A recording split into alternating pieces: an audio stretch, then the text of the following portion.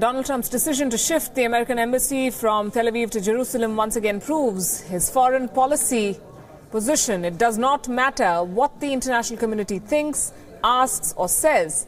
If the US president wants to take a unilateral decision, he will.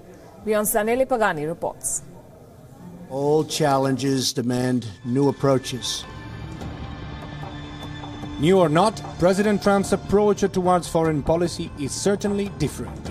That's evident from a number of decisions he's taken since assuming office, including the momentous decision to shift the US Embassy in Israel from Tel Aviv to the contested holy city of Jerusalem. In June, Donald Trump announced his decision to withdraw the US from the 2015 Paris Agreement, leaving the international community shocked. Trump walked away citing economic disadvantages while the world put its head together to fight climate change. In order to fulfill my solemn duty to protect America and its citizens, the United States will withdraw from the Paris Climate Accord. Donald Trump also vocally and firmly opposed the Iran nuclear agreement, despite the UN monitoring institutions repeatedly saying that Tehran was abiding by it.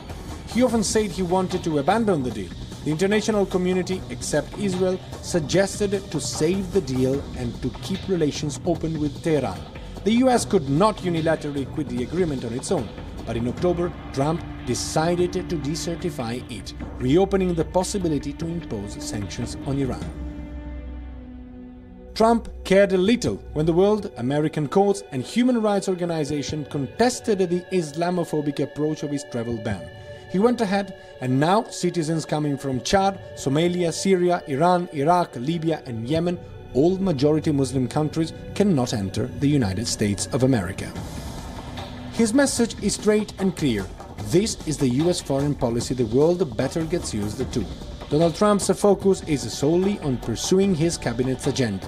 When he says America first, he means it, whatever the cost. Daniele Pagani for WION.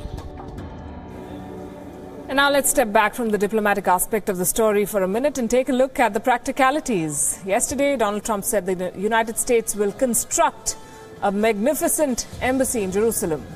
How would they move more than 900 staff to Jerusalem? If Washington wants a new embassy, they do have a piece of land for it. Back in 1989, the then US ambassador had signed a 99-year lease for a patch of land in West Jerusalem. And since then, America continues to pay $1 a year to Israel as rent. This patch of land has been zoned for diplomatic purposes by the Israeli government. But after Al-Qaeda attacked American embassies in Tanzania and Kenya in 1998, Americans put in place new safety standards. Embassies are now set back 100 feet away from any adjacent roads due to the risk of car bombs or any other forms of terrorist attack. And going by that standard, experts feel this piece of land will be inadequate to construct a proper embassy. Another concern is the timeline. The Trump administration hinted it could take 3 to 4 years to get the embassy up and running.